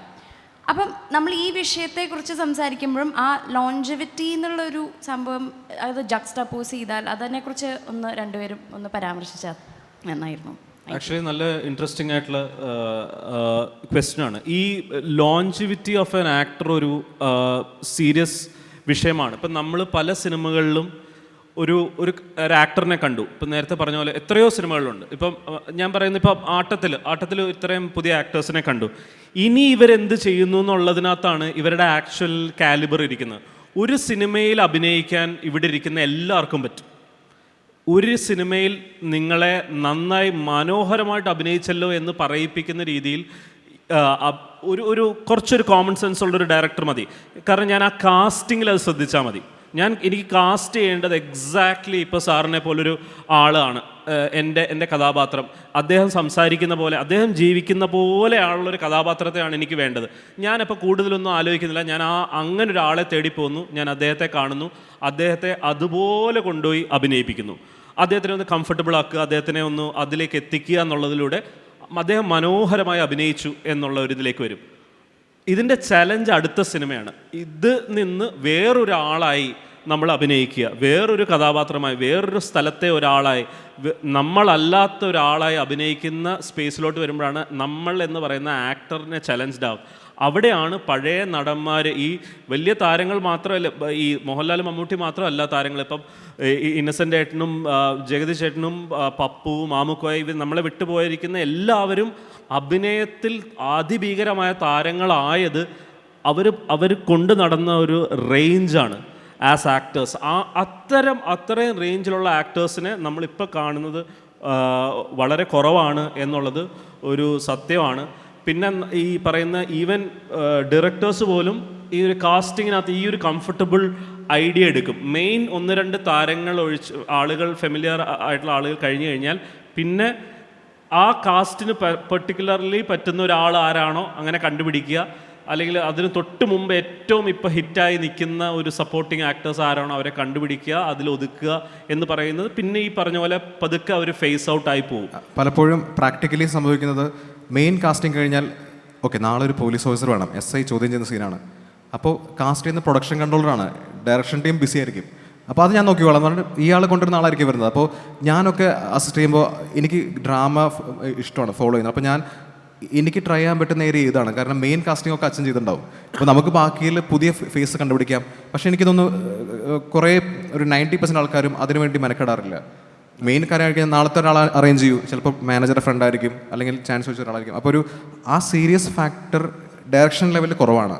ഡയറക്ടേഴ്സ് ഇൻവോൾവ് ആയാൽ തന്നെ, അല്ലെങ്കിൽ പ്രോപ്പർ ഒരു AD ടീം. ഇപ്പോൾ ഒരു സെൻസ് ഉള്ള ഒരു AD, നല്ലൊരു അസിസ്റ്റന്റ് പയ്യനുണ്ട്, അവന് അല്ലെങ്കിൽ ഒരു കുട്ടിയുണ്ട്, അവന് അഭിനയിക്കാൻ അറിയുന്ന ആൾക്കാരെ പിക്ക് ചെയ്യാനൊരു അതൊരു സ്കില്ലാണ്. പാട്ട് പാടാൻ കഴിയുന്ന സ്കില്ല് പോലെയാണ് അഭിനയം കണ്ടെത്താൻ പറ്റുന്ന സ്കില്ല്. ഞാൻ ആക്ച്വലി പാച്ചുവിലത്തെ ഉമ്മച്ചി ആയിട്ട് അഭിനയിച്ച മാമുണ്ട്. അവർ ലൈഫിൽ ക്യാമറ കണ്ടിട്ടില്ല. അവർ എന്നോട് പറഞ്ഞ അവർ വലിയ ഒരു NGOയുടെ ഹെഡാണ് ബോംബെയിൽ. സൽമാൻ ഖാൻ്റെ ബീയിങ് ഹ്യൂമൻ അതൊക്കെ ഉണ്ടാക്കിയിട്ടുള്ള ഒരു ഗ്രൂപ്പാണ്. അപ്പോൾ അവർ പറഞ്ഞു എനിക്ക് അഭിനയിക്കാൻ അറിയില്ല, എന്നെ നിങ്ങൾ വിളിക്കരുത്. അപ്പോൾ ഞാൻ പറയുന്നത് മാം എന്നോട് സംസാരിച്ചില്ലേ, മാമിൻ്റെ പാസ്റ്റ് പറഞ്ഞ് കരഞ്ഞില്ലേ, ആ കരഞ്ഞത് ഇമോഷൻ അകത്തുള്ള ആ ഇമോഷൻ മാത്രം മതി എനിക്ക് എന്നാണ് ഈ പറഞ്ഞ. ഞാൻ തന്നെ ഷൂട്ട് സമയത്ത് വേർത്തു, അത് വേറെ കാര്യം. പക്ഷേ എന്നാലും ഒരാൾക്ക് ഒരു കാര്യം പറഞ്ഞ് കരയാൻ പറ്റുന്നുണ്ടെങ്കിൽ, സ്ട്രേഞ്ചറോട് സംസാരിക്കാൻ പറ്റുന്നുണ്ടെങ്കിൽ അയാൾക്ക് അതൊരു ആക്ടറുണ്ട്. അപ്പോൾ ടെക്നിക്ക് മാറ്റി യൂസ് ചെയ്യേണ്ടി വരും. ഇപ്പോൾ ആനന്ദ് പറഞ്ഞ പോലെ കുറച്ച് സെൻസറുള്ള ഡയറക്ടർ ആണെങ്കിൽ ഇപ്പോൾ ഞാൻ ഉമ്മച്ചിക്ക് നമുക്ക് ആക്ഷൻ എന്നുള്ള വാക്ക് യൂസ് ചെയ്യാൻ പറ്റില്ല, സ്റ്റാർട്ട് ക്യാമറ യൂസ് ചെയ്യാൻ പറ്റില്ല. ഞാൻ ചുമ്മാ തൊടും ക്യാമറമാന്, അവൻ ക്യാമറ ഓൺ ചെയ്യും, ഞാൻ ഡയലോഗ് പറയും, ഉമ്മച്ചി റിപ്പീറ്റ് ചെയ്യും. നമ്മൾ എഡിറ്റ് ചെയ്താണ് മാറ്റുന്നത്. ഇങ്ങനത്തെ കുഞ്ഞു കുഞ്ഞു സ്കില്ലൊക്കെ യൂസ് ചെയ്യേണ്ടി വരും. പക്ഷേ ഈ പറഞ്ഞ പോലെ ഇപ്പോൾ ഞാൻ കാണുന്ന കാഴ്ചയിൽ ആ ബോംബയ്ക്കകത്ത് മുറിക്കകത്ത് നിന്ന് കരഞ്ഞ സ്ത്രീ തന്നെയാണ് ഉമ്മച്ചി. അത് എടുക്കാൻ പറ്റിയെന്നുള്ളത് നമ്മുടെ ഭാഗ്യമാണ്. അവരതിനു വേണ്ടി എഫേർട്ട് എടുത്തത്. മലയാളം അവർക്ക് പറയാൻ അറിയില്ല. അവരൊരു ടീച്ചറെ വെച്ച് മലയാളം പഠിച്ചു. ഷൂട്ടിംഗ് നീണ്ടുപോയപ്പോൾ മോർണിംഗ് വാക്ക് സമയത്ത് എൻ്റെ ശബ്ദത്തിലുള്ള ഡയലോഗ്സ് എല്ലാം കേട്ട് ഈ പ്രായത്തിൽ അവർ ബൈഹാർട്ട് ചെയ്തു. ഫഹദിനെ പോലെ ഗംഭീര ആക്ടേഴ്സ് നിൽക്കുമ്പോൾ ഒരു മടിയും കൂടാതെ ധൈര്യത്തോടെ അവർ സംസാരിച്ചു. അപ്പോൾ അവരുടെ ഭാഗത്തുള്ള എഫേർട്ടും ഇങ്ങനെ ഒരു കൂട്ടായ പ്രയത്നം സംഭവിക്കുമ്പോഴാണ് ഞാൻ പറയുന്നത്. അതുകൊണ്ട് പറഞ്ഞു വന്ന കാര്യം എന്നുള്ളത് ഡയറക്ടേഴ്സും അസിസ്റ്റൻറ്റ് ഡയറക്ടേഴ്സും കുറച്ചൊന്ന് കോൺഷ്യസ് ആയി കഴിഞ്ഞാൽ ഈ പറഞ്ഞ പോലെ ആക്ടേഴ്സ് ഈ പറഞ്ഞ ലോഞ്ചിവിറ്റി കാര്യം നമുക്ക് ഫിക്സ് ചെയ്യാൻ പറ്റും. പിന്നെ വേറൊരു സത്യം എന്താണെന്നറിയോ, ആക്ടേഴ്സ് പല ആൾക്കാരും അവരുടെ ക്രാഫ്റ്റിൽ വർക്ക് ചെയ്യുന്നില്ല എന്നുള്ളതാണ് അതിൻ്റെ ഒരു വലിയ സത്യം. ഒട്ടും വർക്ക് ചെയ്യില്ല. അവരെ സംബന്ധിച്ചോളം അവർ വിചാരിക്കുന്നത് പല സ്ഥലത്ത് പോയി ചാൻസ് ചോദിക്കുക, അതാണ് എഫേർട്ട് എന്നാണ് വിചാരിക്കുന്നത്. നന്നായിട്ട് മലയാളം സംസാരിക്കാൻ അറിയോ? ഒത്തിരി പേർക്ക് ഒത്തിരി പുതിയ ചാൻസ് ചോദിച്ചു വരുന്നവർക്ക് ഒരു നാല് വരി ഡയലോഗ് കൊടുത്തു കഴിഞ്ഞാൽ ഒരു ദിവസം എടുത്താൽ പോലും ശരിയാക്കില്ല. അത്ര ഇല്ലോജിക്കലി സ്റ്റുപ്പിഡായിട്ടുള്ള ആളുകളുണ്ട്. ഭയങ്കര പാഷനാണെന്ന് പറയും. എന്താ പാഷൻ നമുക്ക് അത്ഭുതം തോന്നും. ഭയങ്കര പാഷനാണ്, താല്പര്യമാണ്, അഭിനയിക്കണം. പല സ്ഥലങ്ങളിൽ പോവും, ജിമ്മിൽ പോവും, ജിമ്മിൽ പോകലാണ് അഭിനയത്തിൻ്റെ എഫേർട്ട് എന്ന് വിചാരിക്കുന്ന ആൾക്കാരുണ്ട്. ഒരു കാര്യം, ആഗ്രഹവും ടാലൻറ്റും രണ്ടാണ്. എനിക്ക് ഓർമ്മയുണ്ട്, നമ്മൾ എന്നും വർഷങ്ങളോളം വീട്ടിൽ വരുന്ന ഒരാളുണ്ട്, കാണാൻ കുറച്ച് യുണീക്ക് ലുക്കാണ്. അയാൾ കരയും, 20 വർഷമായി സാർ ഞാൻ അലയുന്നു അഭിനയിക്കാൻ. അപ്പോൾ ഞാൻ ഇയാളെ നമ്പർ നോട്ട് ചെയ്തിട്ട് മോഹൻലാൽ അഭിനയിക്കുന്ന ഒരു സീനിലാണ് ഇയാളെ വിളിക്കുന്നത്. മോഹൻലാലിന് ചായ കൊണ്ടുകൊടുത്ത ഒരു കാര്യം പറയണം. അപ്പോൾ ഞാൻ പാവം, ഇത്രയും വർഷം വരുന്നതല്ലേ, നമുക്ക് ശരിക്കും വിഷമം തോന്നും. അയാളുടെ അവസ്ഥ കണ്ട് അത്രയും പാഷനാണ് സാർ. അയാൾ വന്ന് കോസ്റ്റ്യൂം മാറി കിടന്ന് വിറയ്ക്കുകയാണ് ക്യാമറയ്ക്ക് മുന്നിൽ. ഒരു കാര്യം പറയാൻ പറ്റുന്നില്ല. അവസാനം അയാളെ പുറകിൽ വെച്ചിട്ട് ആ സീൻ അച്ഛൻ്റെ സിനിമയാണ്, പക്ഷെ അത് ചെയ്യേണ്ടി വന്നു. അപ്പോഴാണ് അയാൾക്ക് തിരിച്ചറിയുന്നത് അയാൾക്ക് ആഗ്രഹം മാത്രമേ ഉള്ളൂ, ടാലൻ്റ് ഇല്ല. പക്ഷേ പുറത്ത് പറയുന്നത് എത്രയോ കഴിവുള്ളവർ പുറത്ത് നിൽക്കുമ്പോൾ ഇവരൊക്കെ അങ്ങനെ കയറി പോകുന്നു എന്ന് പറഞ്ഞങ്ങനെ ഇരിക്കും. പക്ഷേ ഇത് വേറെയാണ്, ഐറ്റം വേറെയാണ്. അതൊരു സ്വിച്ചാണ്. എനിക്ക് തോന്നുന്നത് ഒരു കോമൺ സെൻസ് ആണ് ഈ പറഞ്ഞ മെയിൻ പോയിന്റ്. കോമൺ സെൻസ് ഉള്ള, കുറച്ച് ചിന്തിക്കുന്ന, അത്യാവശ്യം ഇൻഹിബിഷൻ ഇല്ലാത്ത ഒരാൾക്ക് ഈസി ആയിട്ട് പുൾ ഓഫ് ചെയ്യാൻ പറ്റുന്ന കാര്യമാണ്. അപ്പോൾ അഷ്ടപതി സാറിനെ കണ്ടപ്പോൾ കാസ്റ്റ് ചെയ്യാൻ തോന്നുന്നുണ്ട് കേട്ടോ, തൊട്ട് പോലെ. ഇതൊക്കെയാണുള്ളത്. ഇപ്പോൾ ഒരുപാട് സിനിമകൾ വിജയിച്ചുകൊണ്ടിരിക്കുന്ന ഒരു സമയം, നല്ല സമയമാണ് മലയാള സിനിമയ്ക്ക്. പക്ഷെ ഞാൻ ശ്രദ്ധിച്ചൊരു കാര്യം, എല്ലാ സിനിമകളും വളരെ ഗൗരവപരമായിട്ടുള്ള വിഷയങ്ങൾ, സസ്പെൻസ് ത്രില്ലറുകൾ, ഇങ്ങനത്തെ സിനിമകളാണ് കണ്ടിന്യൂസ് ആയിട്ട് വന്നുകൊണ്ടിരിക്കുകയാണ്. എന്തുകൊണ്ടൊരു പൊന്മുട്ടിയുടെ താറാവ് വരുന്നില്ല, എന്തുകൊണ്ടൊരു തെങ്കാശി പട്ടണം വരുന്നില്ല എന്ന് ഞാൻ എപ്പോഴും ആലോചിക്കാറുണ്ട്. എൻ്റെ 90s കിഡ്സ് എല്ലാവരും ആലോചിക്കുന്നത് ഒരു തമാശ ചിത്രത്തിന് വേണ്ടി ഞങ്ങൾ കൊതിക്കുകയാണ് ഇവിടെ നിന്നിട്ട്. അപ്പോൾ ഞാൻ എന്തുകൊണ്ട് തമാശ എഴുതാൻ അറിയാത്ത ആൾക്കാരാണോ ഇപ്പോൾ ജീവിക്കുന്നത്? അപ്പം ഞാനിങ്ങനെ എൻ്റെ തോട്ട് പ്രോസസ്സിൽ വന്ന കാര്യങ്ങളാണ്. പണ്ടത്തെ എഴുത്തുകാരിലൊക്കെ ഒരുപാട് നല്ല ജീവിതാനുഭവങ്ങളും ജീവിതഗന്ധിയുള്ള കഥകൾ അതുകൊണ്ടാണ് വന്നുകൊണ്ടിരുന്നത്. ഇപ്പോൾ ലോകി സാർ അങ്ങനത്തെ ആൾക്കാരൊക്കെ ദാരിദ്ര്യത്തിൽ നിന്ന് തമാശകൾ ഉണ്ടായിട്ടുണ്ട്, പച്ചയായിട്ടുള്ള തമാശകൾ വന്നിട്ടുണ്ട്. അപ്പോൾ നമ്മളതൊക്കെ മനസ്സ് തൊട്ടറിഞ്ഞ് ചിരിക്കാറുണ്ട്. പക്ഷേ ഇപ്പോൾ തമാശ, വേറൊരു കാര്യമുള്ളത്, ഇപ്പോൾ തമാശ എഴുതാൻ പേടിക്കുന്നൊരു കാലം കൂടിയാണ്. കാരണം ഇപ്പോഴത്തെ തലമുറയുടെ മുമ്പിൽ ധൈര്യമായിട്ടൊരു തമാശ എഴുതാൻ 4 വട്ടം ചിന്തിക്കും ഇപ്പോഴത്തെ എഴുത്തുകാർ. അപ്പോൾ എൻ്റെ സുഹൃത്തിനോട് ഞാൻ ഡിസ്കസ് ചെയ്തപ്പോൾ സുഹൃത്ത് പറഞ്ഞത് കാഴ്ചക്കാർ മാറി, അവർക്കിപ്പോൾ ഇങ്ങനത്തെ സിനിമകളാണ് വേണ്ടത്. അപ്പോൾ ഞാൻ അങ്ങനെ വിശ്വസിക്കുന്നില്ല. കാരണം കാഴ്ചക്കാർ മാറുകയല്ല, കാഴ്ചക്കാരെ നമ്മളാണ് മാറ്റിയെടുക്കേണ്ടത്. മീൻസ് ഞാൻ മീഡിയ സ്റ്റുഡൻ്റാണ്, പഠിച്ചു കഴിഞ്ഞാലാണ്. അപ്പോൾ അതുകൊണ്ട് അങ്ങനെ അപ്പോൾ നമ്മളെ മേക്കേഴ്സാണ്, അവരെന്ത് കാണും നമ്മളാണ് തീരുമാനിക്കേണ്ടത്. കാഴ്ചക്കാരെ നമുക്ക് മാറ്റിയെടുക്കാൻ പറ്റും നല്ല കണ്ടൻറ് ഉണ്ടെങ്കിൽ. അപ്പോൾ എന്തുകൊണ്ടാണ് അങ്ങനത്തെ ഒരു സിനിമ, ഈ ജീവിതാനുഭവങ്ങളുടെ കുറവുകൊണ്ടാണോ ശക്തമായിട്ടുള്ള അങ്ങനത്തെ സിനിമകൾ മീൻസ് ലളിതമായ സിനിമകൾ, ശക്തമായിട്ടുള്ള സിനിമകളല്ല, നല്ല തമാശകൾ വരാത്തത് എന്തുകൊണ്ടാണെന്ന് ഞാൻ എപ്പോഴും ആലോചിക്കാറുണ്ട്. നിങ്ങൾക്ക് എന്താ അതിനെക്കുറിച്ച് പറയാനുള്ളത്? ഒന്നാമത് ഹ്യൂമർ എഴുതാൻ നല്ല ബുദ്ധിമുട്ടാണ്. ഫസ്റ്റ് ഓഫ് ഓൾ എളുപ്പമുള്ള കാര്യമല്ല. ഒരു എന്താ പറയുക, ഒരു വലിയൊരു വില്ലൻ ഉണ്ടാക്കി ബോംബും ഹെലികോപ്റ്ററും റിവെഞ്ചും, ഒരാളെ കൊന്നു അപ്പുറത്ത് കൊന്നു ഇയാളെ കൊന്നു, ഇതൊക്കെ ചിന്തിക്കാൻ എളുപ്പവും ഷൂട്ട് ചെയ്യാൻ ബുദ്ധിമുട്ടാണ്. ഇത് റൈറ്റിങ്ങിൽ ഭയങ്കര സ്കില്ലും എനിക്ക് തോന്നുന്നൊരു കൊളാബറേഷനും എൻജോയ്മെൻറ്റൊക്കെ വേണ്ട കാര്യമാണല്ലേ. അപ്പോൾ അച്ഛനും ശ്രീനകളൊക്കെ അവർ ചിരിച്ച് കുറേ കഴിഞ്ഞിട്ടാണ് നമുക്ക് തരുന്നത്. ഇപ്പോൾ നാടുകാട്ടിലൊക്കെ അവർ സ്വാഭാവികമായിട്ടൊരു ഒരു വെരി നാച്ചുറൽ വേയിൽ വരേണ്ട കാര്യമാണ്. Writing is not easy when it comes to humour. അതൊരു ഫാക്ടറാണ്. പിന്നെ ഇപ്പോൾ അതുപോലെ ട്രെൻഡ് ഉണ്ടോയെന്ന് എനിക്ക് അറിയില്ല. ഒബ്വിയസ്ലി നല്ല സിനിമകൾ വന്ന ആൾക്കാർ കാണേണ്ടതാണ്. അങ്ങനെ എനിക്കതിനെക്കുറിച്ച് വലിയ വിശ്വാസമല്ല. കാരണം എപ്പോഴും ആൾക്കാർ എഴുതട്ടെ, നല്ല സിനിമ വരട്ടെ എന്ന് മാത്രമേ പറയാനുള്ളൂ. ആക്ച്വലി ഹ്യൂമർ, ഈ പറഞ്ഞ പോലെ ഹ്യൂമർ എഴുതുക എന്ന് പറയുന്നത് ഒരു ഏറ്റവും ഡിഫിക്കൽട്ടായിട്ടുള്ള ഒരു കാര്യമാണ്. കാരണം ഒരു തിരക്കഥാകൃത്ത് എഴുതുമ്പോൾ അദ്ദേഹത്തിന് അത്രയും നല്ല ജീവിത വീക്ഷണം ഉള്ള ഒരാൾക്ക് മാത്രമേ ഹ്യൂമർ എഴുതാൻ പറ്റുള്ളൂ. നല്ല ജീവിത വീക്ഷണം, ജീവിതത്തിൽ നല്ല ഹ്യൂമറുള്ള, ഇപ്പോൾ മലയാളത്തിൽ വളരെ ഗംഭീരമായിട്ട് ഹ്യൂമർ കൈകാര്യം ചെയ്തിരിക്കുന്നവരെ നോക്കിയാൽ മതി. ആ സിറ്റുവേഷനിൽ ഒരു ഹ്യൂമർ കണ്ടെത്തുക എന്ന് പറയുന്നതും അത് ഞാൻ പറയുന്നത് ഏത് കാലത്തും റെലവൻ്റ് ആണ്. അത് പൊളിറ്റിക്കലി ഇൻകറക്റ്റ് ആയിട്ടുള്ള ഹ്യൂമറുകൾ ഇന്ന് ഉപയോഗിക്കാൻ പറ്റാത്തതുകൊണ്ട് ഇന്ന് ഹ്യൂമർ ചെയ്യാൻ പറ്റില്ല എന്ന് പറയുന്ന അവസ്ഥയില്ല. നമ്മുടെയൊക്കെ ശരിക്കുമുള്ള സാധാരണ ആളുകളാണല്ലോ സിനിമ ചെയ്യാം, പിന്നീട് വന്ന് സിനിമ ചെയ്യുന്നത്. നമ്മുടെയൊക്കെ ജീവിതത്തിൽ നിന്ന് തന്നെ ഹ്യൂമർ നഷ്ടപ്പെട്ടു പോയിരിക്കുന്നു. അതാണ് അതിൻ്റെ ഒരു ഫങ്ഷണൽ പ്രോബ്ലം. അതാണ് നമ്മുടെ ഒരു ഡെയിലി ലൈഫിൽ പോലും, നമ്മളുടെ സൗഹൃദങ്ങളുടെ ഇടയിൽ, നമ്മുടെ ജീവിതത്തിൽ, നമ്മുടെ വീട്ടിലും, നമ്മുടെ പ്രണയത്തിലും ഒന്നും ഒരു ഹ്യൂമർ ഇല്ല. ഒരു സെൻസ് ഓഫ് ഹ്യൂമർ ആളുകൾക്ക് പറയാനറിയാത്ത ഒരു പ്രശ്നമുണ്ട്. ഈ ഹ്യൂമറിന് ഭയങ്കരമായിട്ട് ഭാഷ അറിയേണ്ട ഒരു ആവശ്യം കൂടെ ഉണ്ട്. ഞാനിപ്പോൾ പെട്ടെന്ന് ഇങ്ങനെ ഓർമ്മ വരുന്നത് ഇന്നസെൻ്റ് ഏട്ടനെയാണ്. ഇതുപോലൊരു വേദി, ആയിരക്കണക്കിന് ആൾക്കാർ ഇരിക്കുന്നൊരു വേദിയിൽ അദ്ദേഹത്തിൻ്റെ പോസ്റ്റ് ക്യാൻസർ അവസ്ഥയാണ്. അപ്പം ഇന്നസെൻ്റ് ഏട്ടനുണ്ട്, ആലീസ് ചേച്ചിയുണ്ട്, ആയിരക്കണക്കിന് ആൾക്കാർ. അപ്പോൾ ആങ്കർ ചോദിക്കുകയാണ്, ആലീസ് ചേച്ചിയോട് ചോദിക്കുകയാണ്, ഇന്നസെൻ്റ് ഏട്ടൻ എപ്പോഴെങ്കിലും കരഞ്ഞിട്ടുണ്ടോ എന്ന് ചോദിക്കുകയാണ്. അപ്പോൾ ഇങ്ങനെ ക്യാൻസർ വന്നപ്പോൾ, ഇന്നസെൻ്റ് ഏട്ടന് ക്യാൻസർ വന്നപ്പോഴൊക്കെ കരഞ്ഞിട്ടുണ്ടോ? അപ്പോൾ ആലീസ് ചേച്ചി വളരെ വിഷമത്തോടുകൂടി പറയുന്നു, ഇന്നച്ചന് ക്യാൻസർ വന്നപ്പോൾ ഇന്നച്ചൻ കരഞ്ഞില്ല, പക്ഷേ എനിക്ക് ക്യാൻസർ വന്നു എന്ന്, ആലീസ് ചേച്ചിക്ക് ക്യാൻസർ വന്നു എന്ന് അറിഞ്ഞപ്പോൾ ഇന്നച്ചൻ വല്ലാതെ വിഷമിച്ച് ഡോക്ടറിൻ്റെ മുമ്പിൽ വെച്ച് കരഞ്ഞു എന്ന് പറഞ്ഞു. അത് വളരെ ഒരു ഇമോഷണൽ മൊമെൻ്റാണ്. അപ്പോൾ എല്ലാവരും മിണ്ടാതിരിക്കുകയാണ്. അപ്പോൾ ഇന്നസെൻ്റ് പറയാണ്, അതാണ് ആക്ടിങ്. ഞാൻ പറയുന്നത് അങ്ങനെ പറയാൻ പറ്റുക എന്ന് പറയുന്നത് വളരെ ഇമോഷണൽ ആയിട്ടുള്ള, വളരെ വൈകാരികമായിട്ട് ചേച്ചി പറഞ്ഞ് അതിനെ വേണമെങ്കിൽ ആ സുഖത്തിൽ ആ സുഖം നുകർന്ന് അങ്ങനെ ഇരുന്നാൽ മതി. എല്ലാവർക്കും ഇന്നസെന്റിനോട് കൊടുക്കാവുന്ന ഒരു ഇമോഷണൽ മൊമെന്റ് ആയിരുന്നത്. അവിടെ പോലും അതാണ് ആക്ടിങ് എന്ന് പറഞ്ഞാൽ ആ ഹ്യൂമർ കാണാൻ പറ്റുന്നതെന്ന് പറയുന്നത് അതൊരു ഭാഗ്യമാണ്. അത് നമ്മുടെ ജീവിതത്തിൽ ഇല്ലെങ്കിൽ പിന്നെ സിനിമയിൽ വരില്ല. അങ്കിളിനെ പറ്റി പറയേണ്ട, ഇന്നസെൻ്റ് അങ്കിളിനെ പറ്റി പറയേണ്ടതാണ്. കാരണം എനിക്ക് എൻ്റെ ലൈഫിൽ ഏറ്റവും കൂടുതൽ ഞാൻ അടുപ്പമുള്ള സിനിമ നടൻ അങ്കിളാണ്. അത് ഇനി അങ്ങോട്ട് ആ ലെവൽ ആരും വരാൻ പോകുന്നില്ല. കാരണം ഞാൻ അടുത്ത കാലം വരെ എന്നും പുള്ളി പോകുന്നവരെന്നും സംസാരിച്ചിരുന്ന ഒരാളാണ്. അപ്പോൾ അങ്കിളുടെ ഹ്യൂമർ നമുക്ക്, ഞാൻ പറയാറുണ്ട്, എഡിസൻ്റെ ഒക്കെ ബ്രെയിനാണ് പുള്ളിക്കുള്ളത്. കാരണം ഹ്യൂമർ ഉണ്ടാക്കുന്നത് ഇപ്പോൾ എന്ന് എപ്പോഴും സിനിമ ഷൂട്ട് ചെയ്യാണ്. ഞാനും അങ്കിളും, ഞാനല്ല അസിസ്റ്റൻ്റ് ഡയറക്ടറാണ്. അപ്പോൾ അങ്കിളിൻ്റെ ഭാര്യയായിട്ട് അഭിനയിക്കുന്ന സ്ത്രീ ചോദിച്ചു, മെയിൻ പോസ്റ്ററിൽ മോഹൻലാൽ മഞ്ജു വാര്യരാണല്ലേ, നമ്മളുണ്ടാവുമോ പോസ്റ്ററിൽ ചോദിച്ചു. അപ്പോൾ അങ്കിൾ പറഞ്ഞു ഉണ്ടാവുമല്ലോ, പക്ഷെ അവിടെയാണ് പശ ഒട്ടിക്കുന്നത് എന്നത്. അപ്പോൾ അതുപോലെ ഇലക്ഷന് MP പുള്ളി തോറ്റല്ലോ ഒരു തവണ. അപ്പോൾ ഞാനെന്ന് മദ്രാസിലാണ്. അപ്പോൾ അങ്കിൾ എന്നെ വിളിക്കുകയാണ്, ഹലോ എന്ന് കഴിഞ്ഞപ്പോൾ, നിൻ്റെ അവിടുത്തെ TV യിലും ഞാൻ തോറ്റു എന്നാണ് കാണിക്കുന്നത്. ഓക്കെ, അപ്പോൾ എൻ്റെ TV കുഴപ്പമില്ല, TV യുടെ കുഴപ്പമില്ല, ഞാൻ തോറ്റതാണല്ലേ. അപ്പോൾ ഇത്രയും ഇൻസ്റ്റൻ്റായിട്ട് അത്രയും പറഞ്ഞാൽ അങ്ങനെ ആൾക്കാർ വരണം. പക്ഷേ എനിക്കിപ്പോൾ റീസെൻ്റ്ലി ഞാൻ ചില ഇൻസ്റ്റാഗ്രാം റീൽസൊക്കെ കാണുമ്പോൾ പുതിയ കുട്ടികൾ അതിഗംഭീരമായിട്ട് ഹ്യൂമർ ചെയ്യുന്നുണ്ട്. അപ്പോൾ എനിക്കൊരു വാഴയിലൊക്കെ വന്നുള്ള പയ്യന്മാരായാലും ഞാൻ കുറേ പേരെ നോട്ട് ചെയ്തിട്ടുണ്ട്. ഞാനിപ്പോൾ മെയിൻ എൻ്റെ എനർജി തുറന്നിട്ട് സേവ് ലിസ്റ്റിലുണ്ട്, നമുക്ക് സേവ് ചെയ്യാൻ പറ്റും കുട്ടികളുടെ പ്രൊഫൈല്. കാണാൻ വളരെ നോർമലായിട്ടുള്ള പയ്യന്മാരൊക്കെ ഉണ്ട്, പക്ഷേ എന്ത് രസമായിട്ടാണ് അവരുടെ സെൻസാണ്, അതാണ് അൾട്ടിമേറ്റ്ലി ആ സെൻസാണ്.